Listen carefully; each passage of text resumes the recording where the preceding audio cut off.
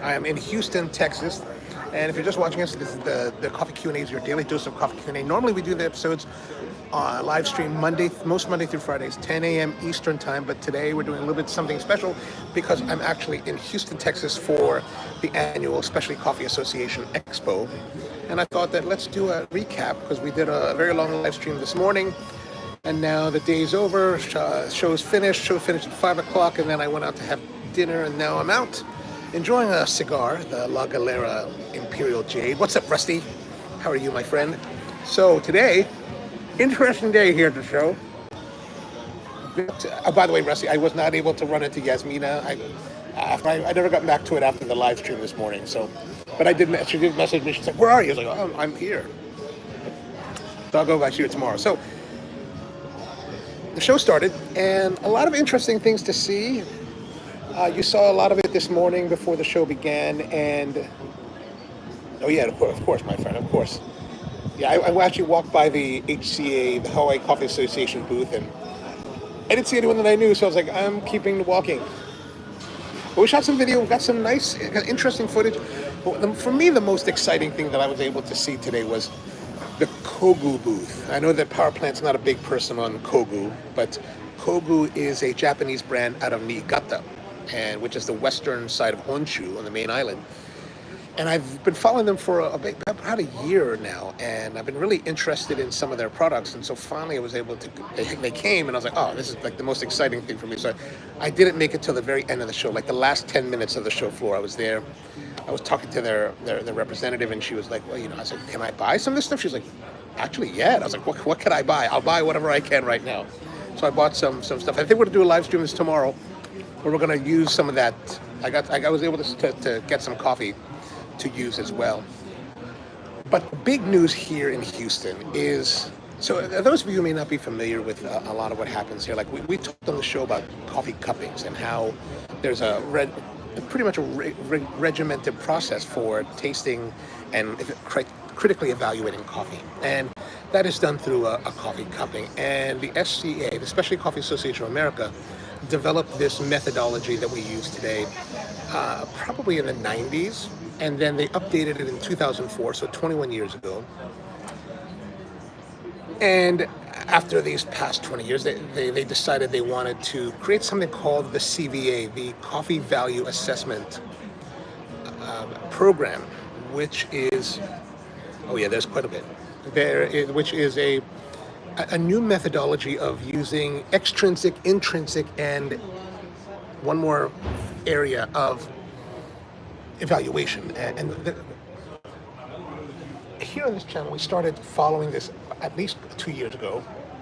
I did an interview with Kim Ionescu, who is the science officer for the Specialty Coffee Association, and we did a video there. It's on the channel from a couple years ago, and she kind of went through it. And I asked some relatively hard questions. Why do they need this, and what is it addressing? And the big thing for SCA is that it's addressing some kind of equity issues. The lack of equity, evidently, what I've been told in the past is that producers don't understand why certain buyers will buy their coffee and certain buyers won't buy their coffee. Now, I'll tell you my perspective as a buyer. Yellow Man, how are you? Good to see you. My perspective as a buyer is that we have this grading system that majority of the industry agrees upon and uses to qualitatively assess a coffee with as little bias as possible. There's always bias, right?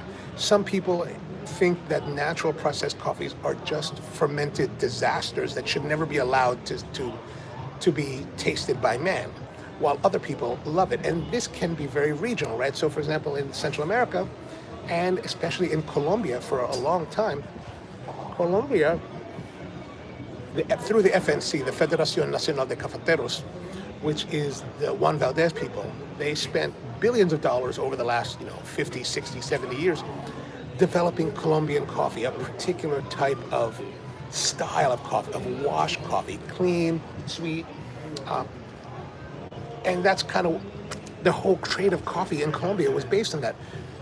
As specialty coffee in the late 90s and into the early 2000s really began to develop, a lot of buyers and roasters and people like myself wanted to have more funky coffees, more natural process, maybe even getting to pulp naturals, and then eventually it started to be that morphed into honeys, and now anaerobic, whatever processes, all these, everything that you guys are going crazy about, it's evolved into that now.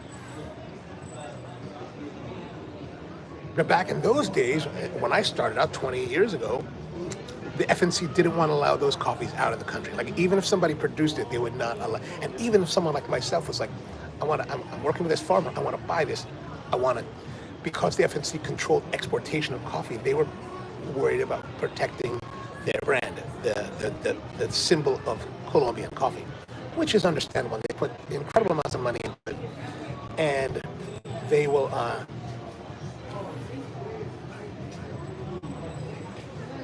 What do you call it? But that relented. They relented on that. So they relented on that quite a long time ago now. But we've been using this system of, so what I meant by that is that, so we've always had a level of bias, and that bias is not necessarily a bad thing, like every buyer that works for a company that needs to buy coffee is buying coffee for a very particular reason. Like, let's say, for example, at Spro, if I'm buying coffees and I'm trying to create a blend, let's say our Espresso 99, there are certain characteristics of coffee that I want to be featured in our coffee. We want to have nice body, we want to have clean, we want it to be sweet, we want to have maybe a little bit of fruitiness, we have a nuttiness on the finish. Now, those are achieved by taking different coffees and blending them together to create the greater whole. Now, let's say we're out in the field cupping coffees, and let's say we're tasting coffees. Maybe we're tasting a coffee that I think is an 83. We've scored it on the scoring sheet as 83, and generally most cuppers will agree on a score, especially seasoned cuppers. There's a level of calibration, meaning that there's a level of continuity that our people are having between themselves or across the industry, where a good cupper can say that, hey, this coffee we can agree that this coffee is 83. Now, the attributes of those coffees, the flavors of the coffees are different between different coffees, right? So,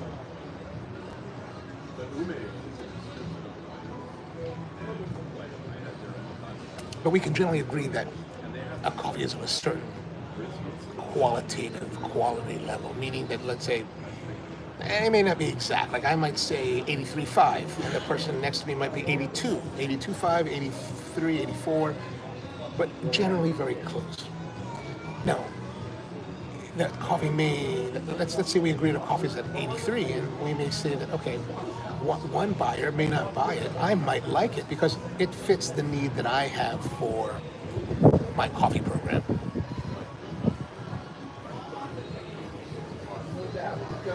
What the SCA evidently wants to do with the CVA is the coffee value assessment is to quantify those desires. Like, I want chocolate and nuts and fruit. They want to be able to quantify that on a sheet and part of the reason they say is that, on the old form, you could just write it, people just write on the side, it's not really uniform. But it doesn't need, I don't know if it needs to be, right? The CVA has like a 3-page form for one coffee, and it's like, under the old system, you can have 4 evaluations on one 8.5 by 11 sheet of paper, which is much more efficient, especially if you're cupping a lot. If you're doing one coffee and you have 3 forms to fill out, okay, maybe not a big deal. But if you're trying to do a battery, it's not as very, it becomes very cantankerous. It seems like it would be very cantankerous. Yellow Man says, I'll donate if you... It's too good, my friend. It's too good. Thank you for the offer, though. Power Plant, what's going on, man? How are you? Watching in the daytime, I know, it's daytime for you, nighttime for me. So, in the world of specialty coffee, there's been an organization called the CQA, the Coffee Quality Institute. Now, this organization was started by a man named Ted Lingle many years ago. And Ted Lingle was one of the original founders of the Specialty Coffee Association of America. And Ted left probably 2004 or so. and started CQI. And CQI has been the coffee quality organization. They've really been the ones that have set the standard, or have been the evaluating standard. So you've heard of these things called Q graders. All Q graders are certified through CQI. And there's a whole ecosystem of Q graders, Q instructors, and structure around this Q grading system. Well, now the system that they're using, of course, is based on the Specialty Coffee Association of America's 2004 form. It's pretty much what everybody in the industry uses. I use it. Most organizations will use it. If you go to like a lot of the different importers, they're using the same sheet. And what I've gathered, and this is only a gathering, it's not actual someone telling me this blatantly black and white outright. Everyone has been rather circumspect. Somewhere along the way, the SCA, when they started this CVA, decided that they wanted to, seems that they wanted to control all coffee quality assessments. And my interpretation of what's been going on is that SCA decides they want to create a CVA. They realize that the big obstacle to creating a CVA and having it successfully deployed across the industry is CQI and their Q program. And, you know, because it's very well embedded. Like everybody, if you talk to people, especially like in Asia, like everybody wants to be a Q grader. Everybody wants to qualify, and you have consumers that become Q graders just because they want to have that certification, because there's a lot of prestige to it. I never did it. I never worried about getting it, mainly because I'm in a situation where if you work in the regular part of the industry, you work for a company and you want to pursue green quality evaluation and maybe even green buying, it can help you a lot within a corporate structure that you have a Q grade status. In my particular case, since I own Spro and I do the buying, I get no real benefit career-wise from having Q grading certification, right? There's only the bragging rights of having that. But if I'm out in the field and I'm cupping with other Q graders and other industry professionals, and we're agreeing on the same attributes and agreeing on the same evaluations, I never saw a real need for it, because it's not going to help me advance any further in my career, right? Like, I can't go further up the food chain. So, you know, that's not to take away from CQI or the Q grader, because people need it. And a lot of companies put a lot of value in it, and it's a very important aspect of a lot of people's careers. In the case of Q instructors, who once they get their certification as a Q grader, then they want to go become a Q instructor, they have to go through another whole certification process, a whole rigmarole, a whole nother a battery of expenses, and then they have to build their own business. Now, each of these Q instructors are running their kind of own little operations wherever they live in the world, and are, you know, charging whatever they charge. So there's a whole nother ecosystem that's happening. A lot of people's livelihoods are based on their foundation as a Q instructor. Mom, how are you? Good to see you. And so this CQI and the Q grade program is, I think it's the obstacle to the CVA being deployed quickly and readily worldwide. Now, if you think about a Q grader, I think the average Q grader, when they go for certification, it's a 6-day program, they pay $2,500. I think that's an average, right? That's what I hear. So a percentage of that is going to go to CQI. And so if you have thousands of Q graders, that's a good amount of revenue. Like, I think my understanding and my interpretation is that the majority of CQI's funding or revenue stream comes from the Q program. I mean, it makes sense because that's what it was founded on. They do have this producing country program that they're trying to help farmers with, but I think that's a much smaller part of the revenue portfolio than the Q certification world.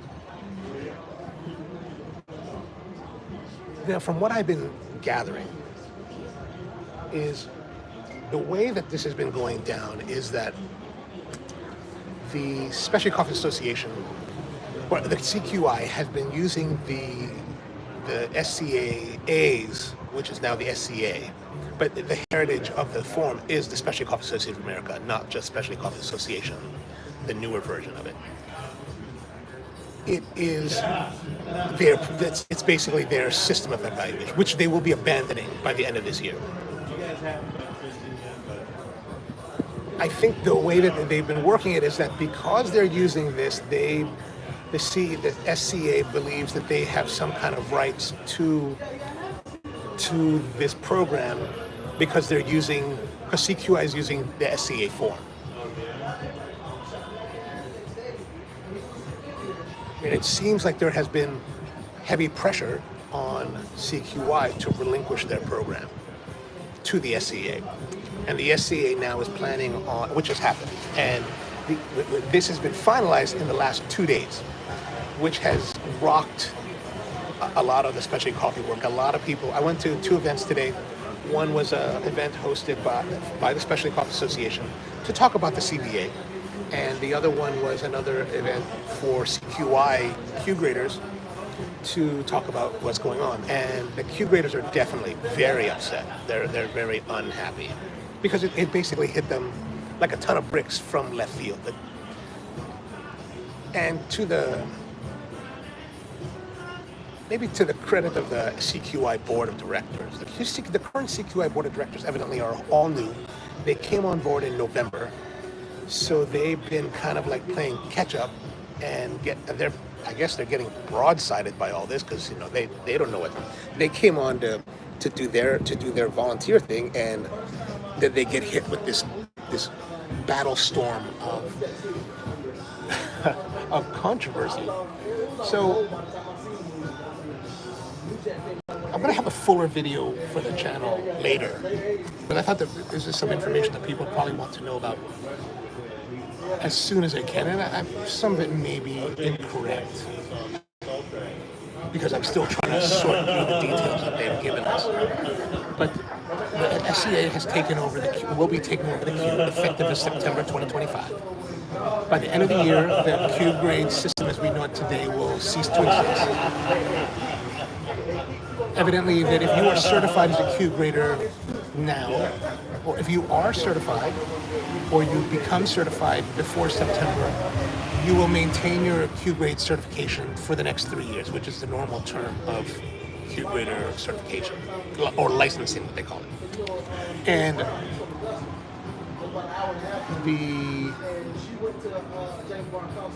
but by the end of the year, the CVA will have taken over the Q grade. And what they're calling is called the evolved Q grader, which I don't know what that means, but all Q graders will then become under the auspices of the Specialty Coffee Association.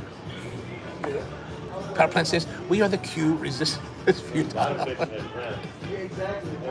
It just sounds like a multi. It could very well be.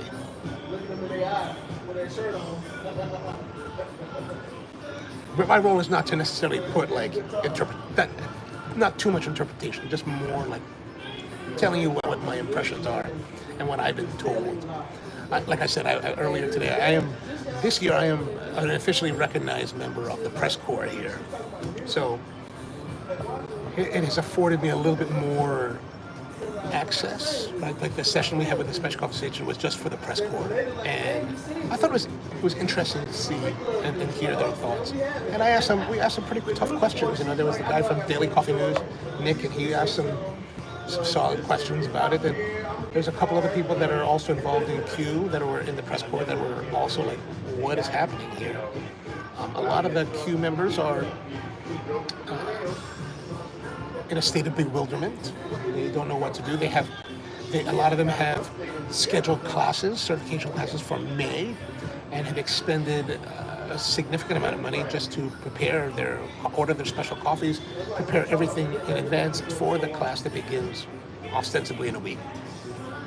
And they're getting cancellations from their students because the students don't know what's going on. They're like, well, if it's going away, then why am I going to spend $2,000-3,000 on a certification that will mean nothing? And some of the Q grader instructors are concerned that but the SCA taking control of the Q grader and the CVA, that it also falls under the auspices of their AST program, which is I don't know what it means, but AST is, maybe one of you guys might remember, but it's basically the instructor certification for SCA members. Heresy says not a lot. Yesterday. Yeah, here in America it's Friday night. This came up yesterday, Thursday. So, it's. And I'll be honest, like looking and listening and watching the body language of the CQI board members was quite telling. Like, you can see that they're not very comfortable with what's happened. It looks to be that they've been bullied and forced into this position. And a lot of the members of CQI were asking them very difficult questions. They're like, why didn't you fight for it? Why didn't you do this? Why didn't you do that? And it seems that the takeaway is that there was perhaps a threat of litigation, and SCA, being a much larger and more financially stable or more capitalized institution, could wage a legal battle that perhaps CQI couldn't withstand. And I think that the thought of a drawn-out legal battle that could put the finances of CQI in jeopardy was enough to push the board to be like, okay, well, we have to go along with this.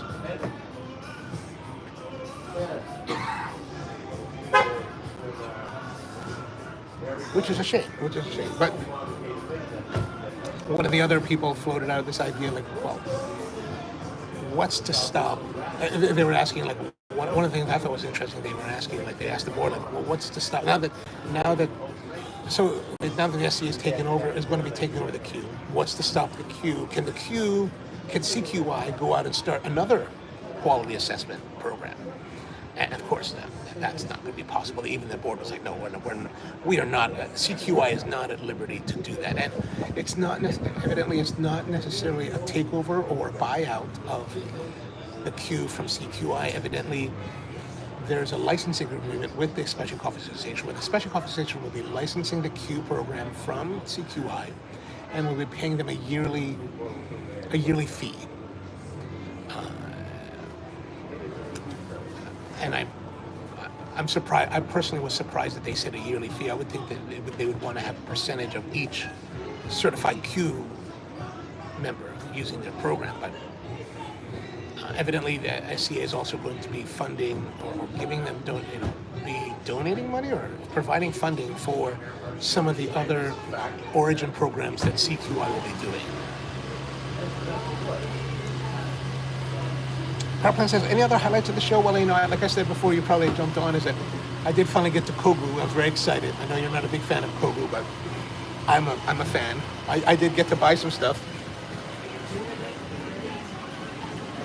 Nice thing, they gave me wholesale pricing, which was excellent. So I think we're going to do a little live stream tomorrow using some of the ones. And I was able to get the kit that I've been talking about that I saw on their Instagram. So I got that, and I'm very excited. Like I was telling the person, I was like, I have been looking. This is one of the big reasons I wanted to come to this show. I was like, I want to come check it out. Powerplant says, explain it like I'm 5.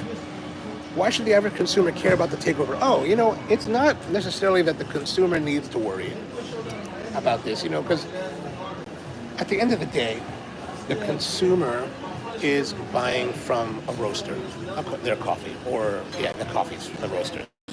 And this doesn't really affect how consumers will buy coffee. It only really affects industry types. But in our industry, this is a very big, well, maybe even within our own niche within the industry, it's a pretty big and contentious point. But as far as like, for you to buy coffee, and will this affect the quality of your coffee? No, not at all, because you're buying from reputable roasters that you've they built a track record with you. You know what they're buying. You know they're buying quality. So this will not change how they buy it. It may change how their buyers are certified to evaluate coffee, but it doesn't change what they buy or how they buy it. Michael's with us. Do you see these qualifications having an indirect effect on coffee productions like the art of producing coffee and the micro farms that would need to catch up with futures? No, I don't think so. I don't believe so. Because this is really more, Q does reach into producing countries. So a lot of bigger producers, meaning producers that have greater capital resources, may have an in-house cupper that is Q certified. Evidently, the Specialty Coffee Association, in their new program, will be developing a system where they will rate. I'll have to look at my notes, but there's a particular metric, a worldwide metric about like per capita income for each country. So evidently they're going to tailor the cost of the CVA, the new Q, to each individual country. Now, does that mean that if, let's say, in El Salvador, because it's a lower capita country, that the CVA will cost less in that country to be in Salvador? Ostensibly, yes. But does that mean that someone from the United States or anywhere else in the world, a more developed nation per se, wants to go to El Salvador and take that cheaper price? I don't know how that's going to work. I would presume that the SCA would not. I think they're going to try to find some kind of mechanism, like maybe where you're based, what's your passport, or something like that, to provide some level of qualification rather than just geographic location of the actual class. But will it affect the microfarms? I don't think so. What they say is that they need the CVA is because they want to. I'm spilling my ash. Hold on one second. What they say it will do is it will somehow bring better equity because, like I said, farmers. What I've been told is that farmers have complained that they don't understand why one buyer buys their coffee that's rated the same score as another buyer that rated the coffee that score, but one buyer buys, the other one doesn't. Why?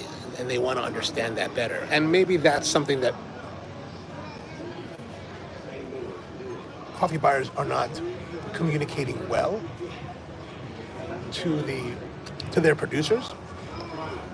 And I can see that because, let's say, and I've been in this situation where we've had, 3, 4, 5 buyers I've been sitting with them. We're talking about, at the end of the day, we're all sitting around by the fire or something at Origin, and we're talking about, what do we like, what we don't like, what do we think, what's our experience, and what they're planning on buying, and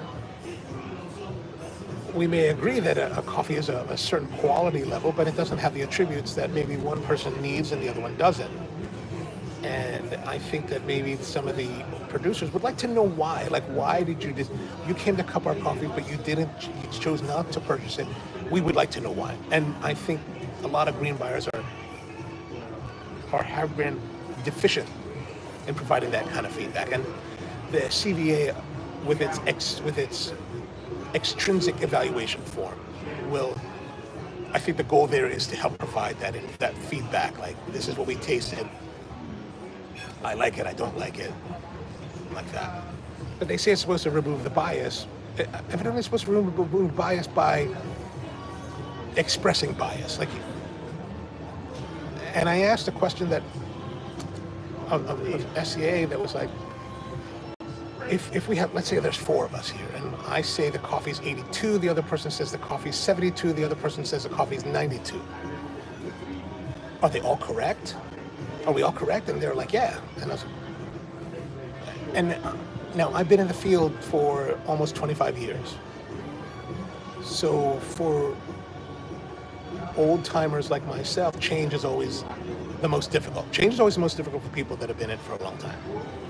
So it goes against what we've been taught. It goes against what we practice.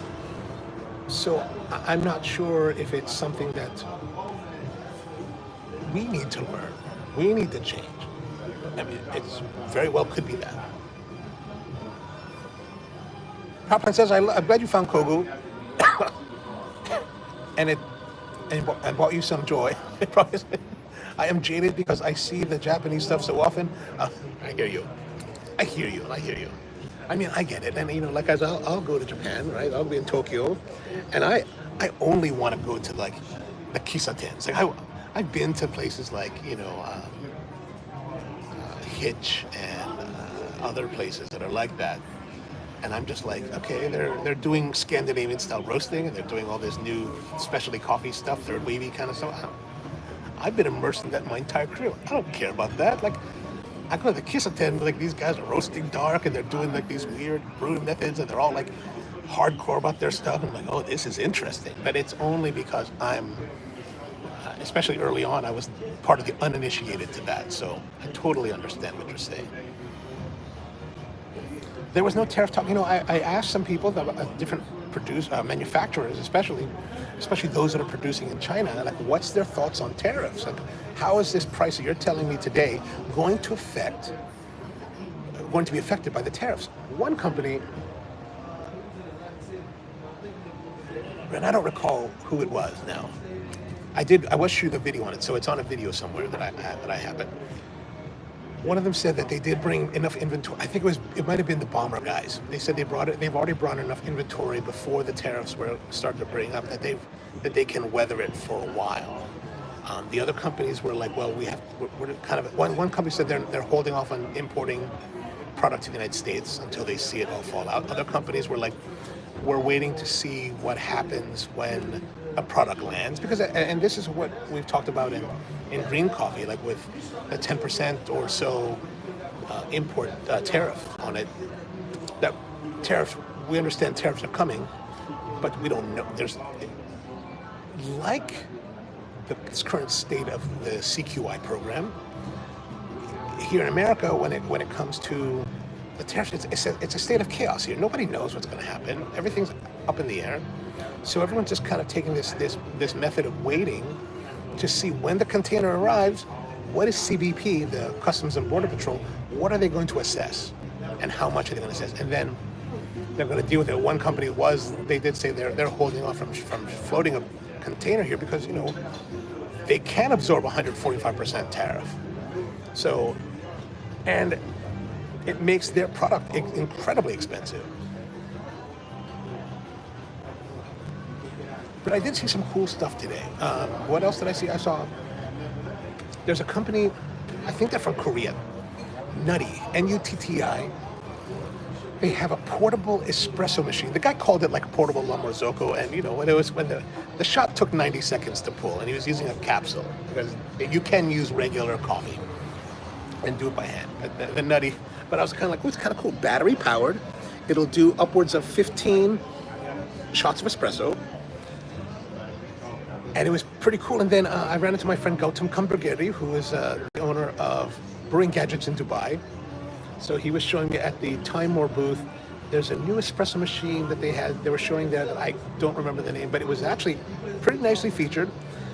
Grinder and a brewer all in one, but unlike the Breville's where they're connected and there could be some kind of cross-contamination of the water or the steam or something like that between the grinder and the brew head, they're actually physically separated on the same base, but physically separate.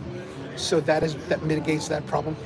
And you would hate this because it does have the little temperature gauge in the steam wand, but you can steam milk manually, and I had the barista make me one, and it turned out fairly nice, nice quality, nice shots. A 58 millimeter portafilter, and $1,500 is the current price. So some interesting stuff is coming. I saw another device that was this kind of device that had it looked like fins, a bunch of fins like in a conical shape with a screw adjust, and it basically spread the fins out. So the idea behind it, and I forgot the name already, but I do have a video about this coming. It's to help you spread your flat bottomed filters into your brewer. You put it in, you open it up, it spreads it out, you wet it, and then it prevents it from like crinkling and collapsing on itself. So that's kind of a novel thing, and I think those are the big highlights. I mean, I spent a lot of time attending the SCA and CQI event, talks, and then I did go to a cupping with a Cafe Imports, which you go to these big cuppings and it's kind of like it's a madhouse in there because there's 100 people trying to cup coffees. You're like, so I just jumped to the front of the line and just kind of try to go fast through it because it can take a long time. Knuckles says, so interesting. Glad you got the courage to talk about this and share your opinions. I mean, it could get me banned from future events. But, you can't, I don't think you can do any kind of press or journalism or journalism-esque kind of work without, running into a little bit of controversy while talking about it. They did ask me, one of the guys at CQI was like, maybe you shouldn't record this. And I was like, what's there to be afraid of? But what can you do? Power Plant says, I was born in the shadows. You really... Power Plant says, Time War's going head-to-head with Fellow Kou. Oh, yeah, I never went back to Fellow today, except when we were doing the live stream, but they don't have a game yet on it, and that was disappointing. That was really... Because you know what? There's going to be a lot of people talking about the Fellow here on YouTube. I'm sure there's a bunch of YouTubers that are working on that, so I don't know how much value I'm going to bring to that conversation. But for me, it was always like, well, what's the cool part of it? And the cool part is not the fact that it could be temperature stable, because everybody's temperature stable now. The question is, what kind of thing? And the woman from Fellow, she was like, well, there's 3 buttons on top, so we might do some kind of like guitar player. I was like, rock guitar. I was like, oh, that'd be kind of epic.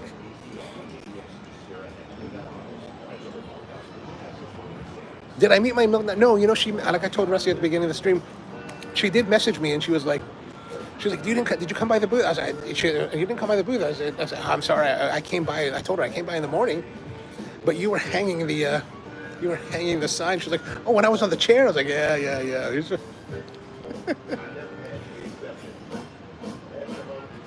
Power Plant says, I pretty much buy 80% of my coffee from Trunk Coffee in Nagoya City. They are pretty... You know what? I mean, yeah, I don't think they're not going to... The CQI issues will not change your ability to buy high-quality coffee. I don't foresee the normal consumer feeling any kind of effect from these things with it. Because you don't... And I think in a lot of respects, you don't feel necessarily an impact from the current Q program. I mean, other than the fact that perhaps people are selecting coffees at a better level than they were before, but somebody today, I was talking with somebody, and I can't remember what we were talking about, but we were talking about coffee quality. And I said, I think that coffee quality is determined by the operator. The experience, the coffee, the experience that the guest is having in their cafes. It's not driven by the industry. It's not driven by SCA. It's driven by the operator. The operator makes that decision on what kind of approach they're going to take, what kind of vision they have. Which is why when I go to, if you ever seen my posts like online asking like friends to where should I go to visit, like I posted about this yesterday on my Facebook. I was like, hey, what do you guys recommend for Houston, coffee shop wise? But I'm looking for a place that has strong vision, a unique experience, a place really worthy of making the effort to visit.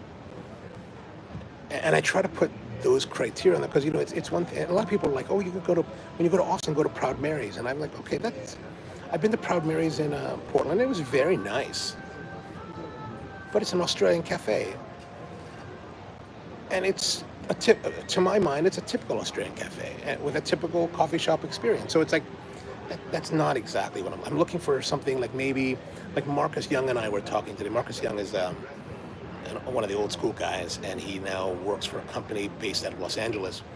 And he was like, you should go to Endorphin. And I was like, oh, I've heard about it. And Dorfini is a place where the owner is like hyper, like a hyper vision about coffee. He's the only guy in 10 years that's made coffee in a shop. And you go there and you have a very curated and very particular experience. It's kind of like visiting John P.K. in Salt Lake City. And until recently, it was like going to Kauana in Mountain View, Hawaii, outside of Hilo. Unfortunately, those of you who come to the show a lot that know that Keone is in Hilo for the Merry Monarch, and he wrote to me today. He's like, I went by Kauana, which is good. I said, I'm sorry, I didn't mean to send you out there. He's like, well, he's staying in Kilauea, so that's on the way back into town from Hilo. But evidently, Brian Lowe, who's the owner of Kauana, his child has to go to school in Honolulu, so he's been in Honolulu for a while, and so he's not there on a day-to-day basis. So it's a different kind of experience. They're not making coffee by the cup, I think, or something like that.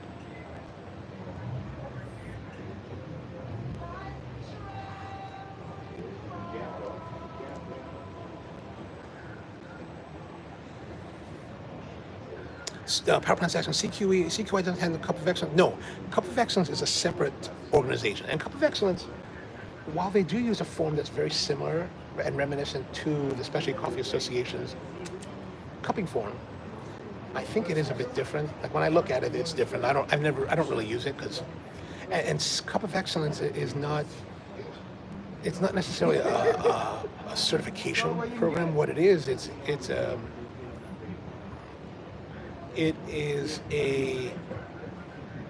essentially a taste of harvest. So basically, how COE works is that COE will have an event in a growing country, and they will make a call. They're working with the local, that country's coffee oversight organization. In countries like Uganda, it's the Ugandan Coffee Development Authority. In Honduras, it's the Consejo de Sal. It's not the Consejo. It's the ICAFE, the Instituto Hondureño de Cafeteros, essentially. And in Salvador, it's the Consejo de Salvador, what they call the Consejo. So these are organizations they work with, and what they do is they put out a call to farmers to submit samples to I'm going to say bonded warehouse. It's pretty much a bonded warehouse.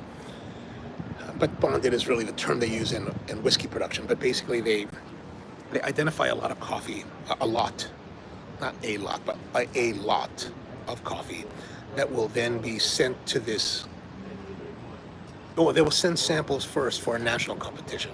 And there's a board of national judges that will cup all those coffees and then decide, hey, these are the top 25 from the nation's harvest this year.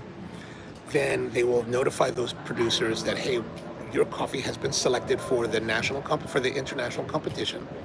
Send the lot of coffee to this warehouse where that coffee will then be sequestered. And then Cup of Excellence will send a panel of international judges that will come in, and they will cup those coffees and then determine the ranking.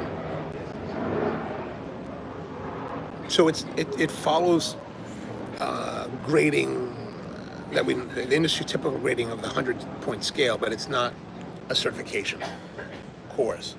And if you wanted to become an international judge an official judge for COE, it is a somewhat lengthy process. You have to be there as a volunteer to learn and be part of that. I'm not sure of the exact mechanisms of it because I'm not really involved with them. A lot of my friends are involved, but I'm not personally involved. But it is a little bit of a different program. PowerPoint says, all I care about is that the people who really know the coffee, like the people of the area are grading the coffee. I don't like the org that send in a bunch of gringos that put their foreign ideas. You know, I cannot disagree with you on that. And there's something to be said about what you're saying.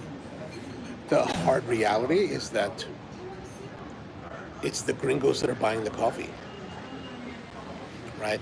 A lot of these producing countries don't necessarily have enough domestic consumption of their product to totally support their industry. One of the more unique countries that kind of bucks that trend is the Philippines, where in the Philippines, when I started traveling the Philippines again in 2013, and I was interested in buying coffees in the Philippines, I found that local prices for regular, somewhat commercial coffees was at the time like $3.30 a pound, which at the time in 2013, the average the C price of coffee was like under a dollar, 75 cents. So we're talking like magnitudes of difference in price for what is essentially commercial coffee, because there's such high demand in country for the coffees. Like coffees we were buying from our producer in the South were like in the $7 range in 2015, which was a lot of money. It's a lot more than the $2.50, $3 that we're buying in the rest of the world. But if you go to other countries, producing countries around the world, like I mean, I've been to farms where they're with the farmer. The farmer doesn't have any coffee of their own. They've sent it all away. They've exported it all. So in situations like that, you have to tailor your product to the people that are buying it. And in this case, it is the gringos, right? Who are the people that are pushing the anaerobic and all of these champagne and all these beautiful processes that everyone's clamoring for today is gringos, right? People that are not necessarily from that country. So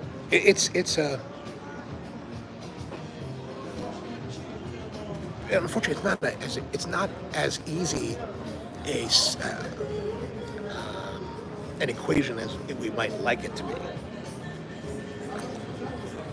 And we also have to bear in mind that when we talk about gringos, it's not just the whites, right? I mean, gringos are me. Gringos are anyone that's not of that producing country, right? The Japanese buyers, for example, and in some respects, let's say Japan and South Korea and China are very interesting buyers, because here in the United States we're kind of limited, right? Like buyers from the United States are kind of like, well, they don't want to spend $3 a pound. They want to spend $1.95. They want to spend $2.15, $2.25. It's getting started a little bit. Well, this is before, not now. Now $5.25 is like, man, I'm going to buy that coffee because that's the cheapest coffee I can find. But in the world of Asian buyers, East Asian buyers, I mean, their appetite for price is very different, and I can't pretend to really truly understand it, because I am from the United States. I grew up here, so I think like a typical American in many respects. So, and my value proposition for buying is also dictated by American sensibilities. But I see what they're buying, and it's like, we just can't compete. Like, we just can't afford to buy that coffee. Like, these guys will go, like, for example, the guy that owns Coffee Libre, he'll go to the auction in Colombia, and he's buying the number one lot. Whatever it costs. It could be $100,000. He's going to buy it because he's committed to that. But he also has, he's developed a market where he can move a coffee at that price point. I don't, right? Eduardo, man, good to see you. How are you? Yeah, Baldhead, Craig, how are you? Late night? Yeah, I know we're late night. I thought we'd catch up a little bit on today's SCA Expo. While I'm enjoying. Yellow Man's probably like, you see, this is why you shouldn't be smoking. But if you ever come and join me on a Thursday night live stream, this is exactly what we do, except without all the coffee talk. But I'm having a cigar here in this neighborhood where it is lovely, lovely. The cool breezes, and It's just lovely. It's just lovely. No, she knows how to park. I don't know how to park. So Our plan says Coffee Libre's got the day. He does. I haven't seen him in a while. One time I ran into him, and I was in Guatemala City, but only at the airport. I was flying. I forgot where I was flying to, but I had to transfer. We were flying Avianca, I think, and it had to be Avianca because I don't really fly anything but Star Alliance. But I think I was flying from Nicaragua to Salvador, and our transit was in, or maybe it was in Copa, and our transit was in Guatemala City. So I'm standing there by the gate, and there I'm like, dude, what's going on, man? He's like, what's happening? I was like, what are you doing? He's like, I'm here to buy coffee in Guatemala. I was like, oh, awesome. I said, are you buying it? No, I said, I'm going to West Salvador or something. It's funny how you meet people like Irwin Mir, who I've known for many years. One year, I was at the North Hall at Narita, checking in and about to go through security, and Irwin was standing there. I was like, dude, what are you doing here, man? And if you don't know Irwin Mir, he's part of the Mir family that owns farms in Nicaragua. And I've been friends with him and his sister Elian for many, many years. And sadly, Elian passed away 2 years ago, right after I saw her in Portland at the trade show. And I was like, oh man, I can't believe it.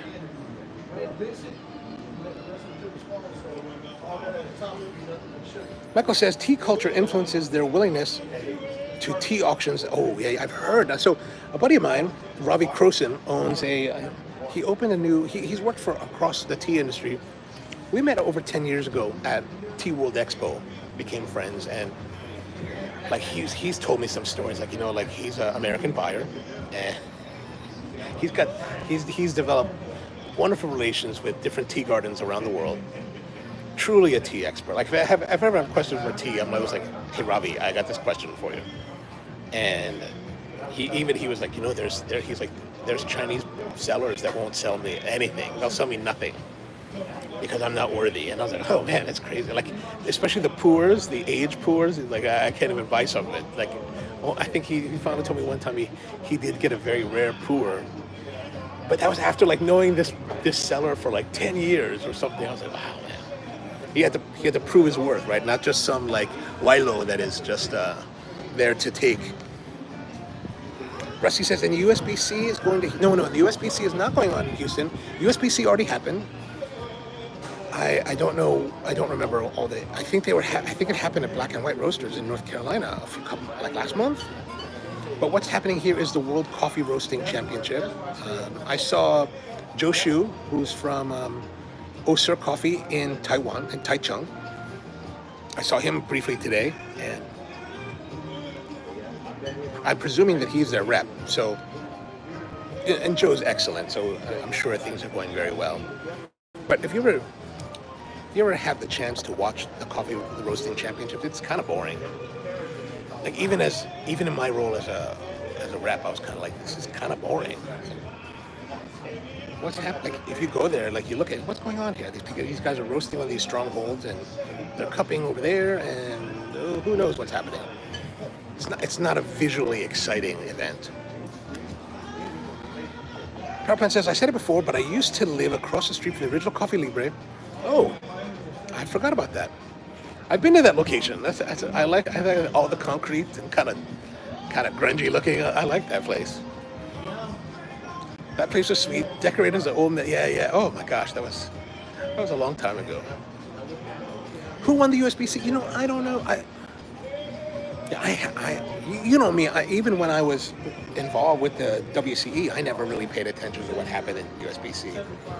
Mainly because, you know, it's just I never had to worry about it. I never judged, and I never liked judging in the United States. Mainly because, you know, it's the country that I am from, and so I didn't want to judge here because, you know, I don't want to get involved in the politics of the country. I don't, like when I go to other countries and I'm their judge, I'm not from their country. I'm not involved in their coffee politics of that country, so I can be somewhat impartial. And I think that's important. Plus, I had some previous experience where one of the former board of directors, who's a very good friend of mine, passed away quite a few years ago. He kind of like asked me, he's like, hey man, I need you to judge. Can you judge? And I was like, as a favor to me, I was like, all right, fine, I'll do it. And you know, I did it, and which was fine. But like, there was some things that happened in the judges' deliberations that I was like, I didn't agree with, and I was like, I just can't. I won't judge anymore in the United States.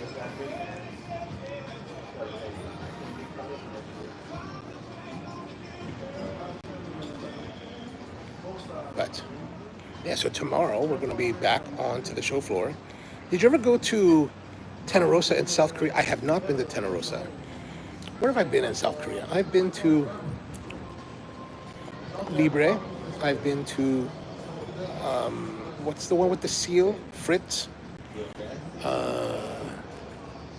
There was a champion that won the South Korean Barista Championship in 2015. I can't remember his name. We went to his little shop. That was very nice. I've been to Green, the 2D cafe, which I flew there one day just to go see it, which I really loved. I just loved the whole idea.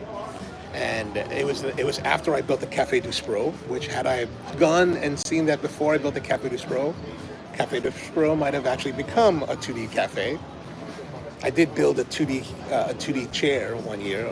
Took a stool and painted it all white and then outlined it in black. It's actually kind of a cool concept.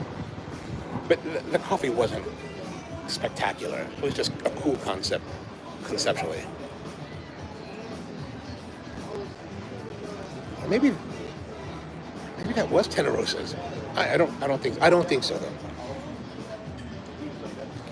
Power Plant says that was originally from the first place I lived in Gangnam City. Oh wow, awesome. I like South Korea. I didn't like it for a long time because my first experience with South Korea was going to the Philippines back in the early 90s when United was flying through there. We would fly from, I think I flew from Honolulu to Gimpo, and the very first time I flew there I had a 4-hour layover, and I didn't, the option, there's always an option to like enter the country, right? Go through the immigration and enter the country. Now at the time, United's Red Carpet Club, their airline lounge, was pre-security. So the first trip I went there, I didn't know that, and I didn't go through security. I stayed in the transit lounge, and the transit lounge back then was this pale blue space, concrete walls with like, you know, hard airport chairs and nothing else. Like there was nothing else, and I was like, God, it was misery for 4 hours. I was like, oh, this is the worst. And after subsequent transits, I would pay, you know, whatever, 500 won, go through immigration, go to the lounge, then go back in through immigration again. So I would have multiple stamps of entry into Korea, but I never left. My first real visit to Korea, I think, was in 2015, when I was the rep to judge to oversee their national championships. But now I would like to go back because one of my good friends, one of my dear friends, In Young Song, she has opened, in the past couple of years, she's opened a new cafe called Gimisa in Seongsu. And I see photos of her place, and I'm like, gosh, she's got super high concept, super gorgeous looking place, like hyper modern, very Korean. Oh, I've also been to Onion in Eungup. I thought that was spectacular. But I would like to go to Gimisa. So next time I go to Asia, my plan is to at least fly to Seoul for a day, just to go see Gimisa and then get out.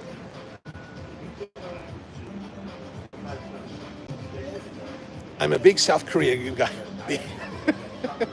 Oh, you were still there in 2015. Well, if you happen to have come to the coffee competition, I was there. A lot of great people in South Korea. I really have come to really enjoy visiting.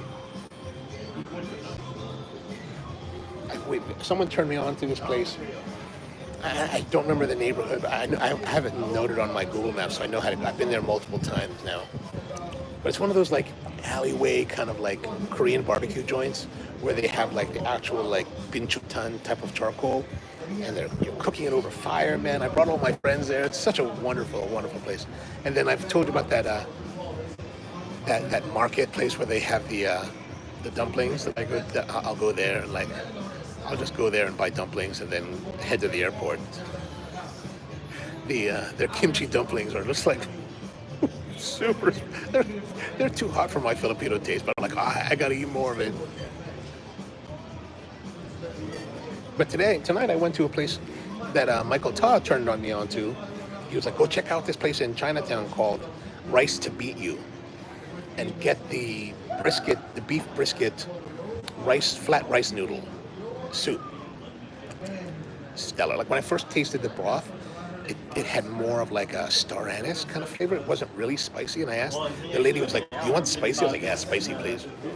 And I was kind of concerned that it was going to be too spicy, but I was like, the first couple sips, I was like, there's not much spice. And then I got into it. I was like, oh, man. That kind of like, not Szechuan, but Szechuan-y kind of spice. Like it's like a spicy, then it's very fleeting. But man, delicious, delicious.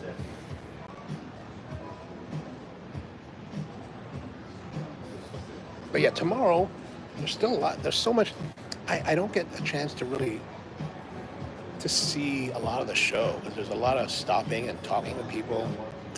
Kind of like the flavor that you got this morning on the live stream. That, you know, it typically takes me 3 days to walk the show. And even then, I've just only physically walked it. I haven't really seen a lot of it because there's just so much to see, so much to absorb, and then so many people to hang out with and chat and catch up with.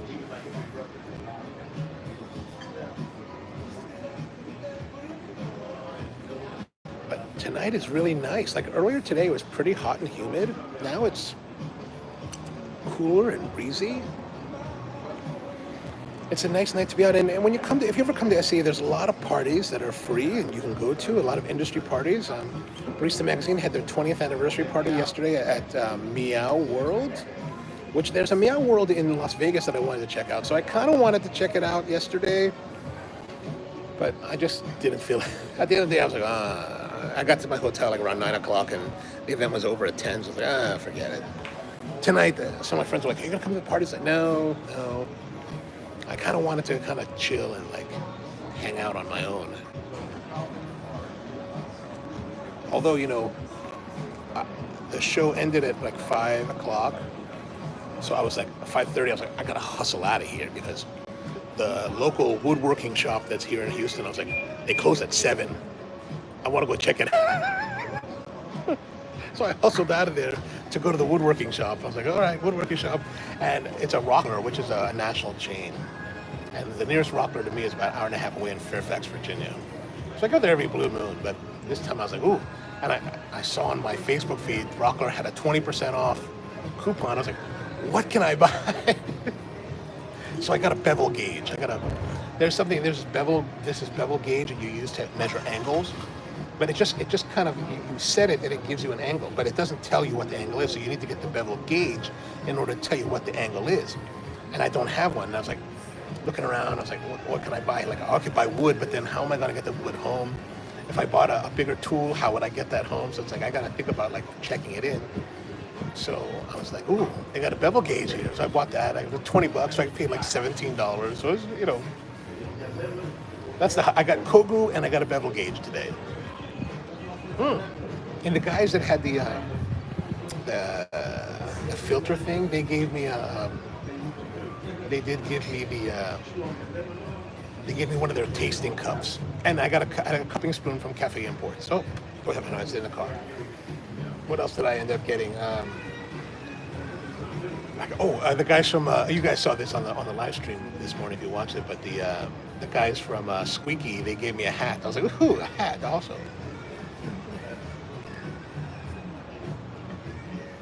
Maybe tomorrow we'll try to catch more of those fellow stuff. Harpan says, I was really taken aback this morning seeing how many people, people, it just means that I've been doing this for a long time. But it's kind of interesting, like now, a lot of my friends in the business, we've known each other now 20 years. And I remember when I started in the business, right? Like, I would meet people like Mike Ebert and his generation of coffee professionals, and they were the older generation, right? Meaning that they were not necessarily that much older than me, age-wise, but they were just older in coffee. And I remember thinking, these guys, they're all the older guys, right? And now I'm part of the old guy crew.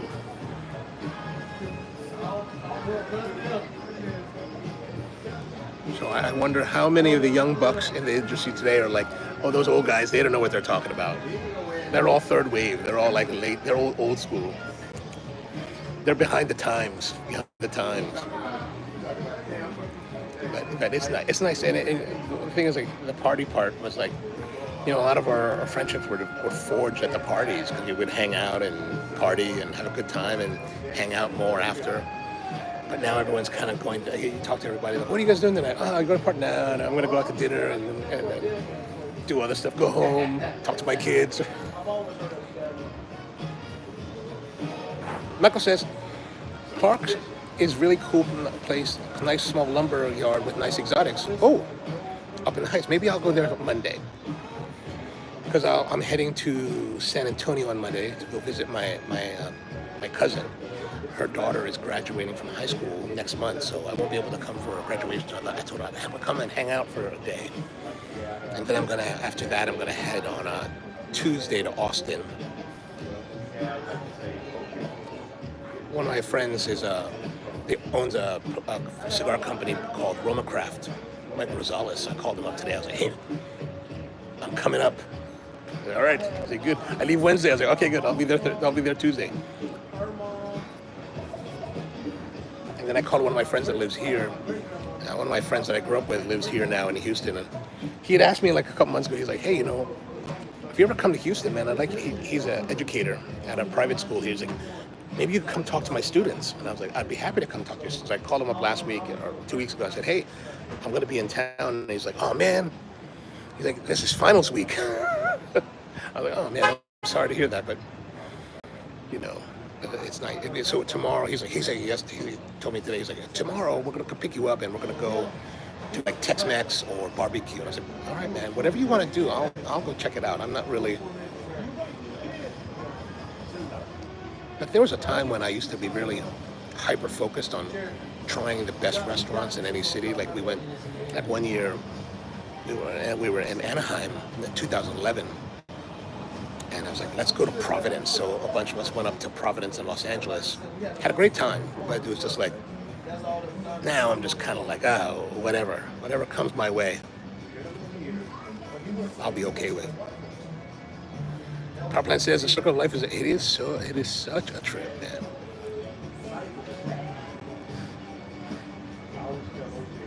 It's cliched, but like when I think about my parents when they were my age now, I'm a good 27 years younger than my parents, and it's like, it's hard to imagine. By the way, I'm having this cigar called the La Imperiosa from the Imperial Jade from a company called La Galera. One of my favorites, and when I saw them here, I was like, oh my gosh, I can't believe they have these here. $10, so a nice time. And Yellow Man, I'm done, in case you're still with us. Rusty says, do you have a few places to check out the local grinds? No, I mean, really, I'm just kind of like going with the flow. Like, someone said I should try Goldie's, which is a barbecue joint. And there was another place Interstellar in Austin. So I'll probably go to Interstellar. I might go to, there was Style Switch I've been to. There's another place I was just thinking about today that I was going to go check out. What I tend to do is, what I have done in the past is go to different barbecue joints. Like I'll try to hit a couple. One time I did like 5 in a row, which was crazy. But I just tend to go and like, especially when I'm doing multiples, I'll just go and like order. Here in Texas, the way they do it is by weight. So you can just order however much you want. So I just would go in places and tell them, I'll give me 1 sausage, 1 rib, and 1 slice of brisket. And that would be it. And I would just taste it and then move on. And it's a great way to try a lot of barbecue in a short amount of time. But And I did that quite a few years ago. I went to Luling Market in Luling, Texas. And then I drove up to Lockhart, went to Chisholm Trail, Black's, Smitty's, and Croyd's. And even if I had one bite of each, man, I was like ill. I was feeling kind of ill. I was like, oh, I ate too much. And now that I'm less of a man than I used to be, I don't think I can eat that. I don't think I can eat that much. I rented a car. Yes, I did. I did rent a car. Dev, how's it going? I was having the Imperial Jade from La Galera. If you haven't tried it, then you can get it. I don't know if Honolulu Cigar has it. You know, if Dan has it. Maybe Marvin might carry it at our field. I'm not sure if who has it in Hawaii. But if you could get it, it's actually really a beautiful. It was one of my favorites from the Coffee and Cigars live stream a couple years ago. It was like the top cigar of the year for that. And at that time, it was the top cigar I'd ever rated. But I love that cigar. It's so beautifully like mellow and complex. Like, you know, some cigars, like let's say the Roma Crafts are kind of heavy, which I love Roma Craft cigars. But the La Galera, the Imperial Jade, is very mild in comparison, but such beautiful complexity. Propan says Viet Cajun sounding less like it's going to. I mean, maybe I might try to hit that. I might try to hit that Sunday night.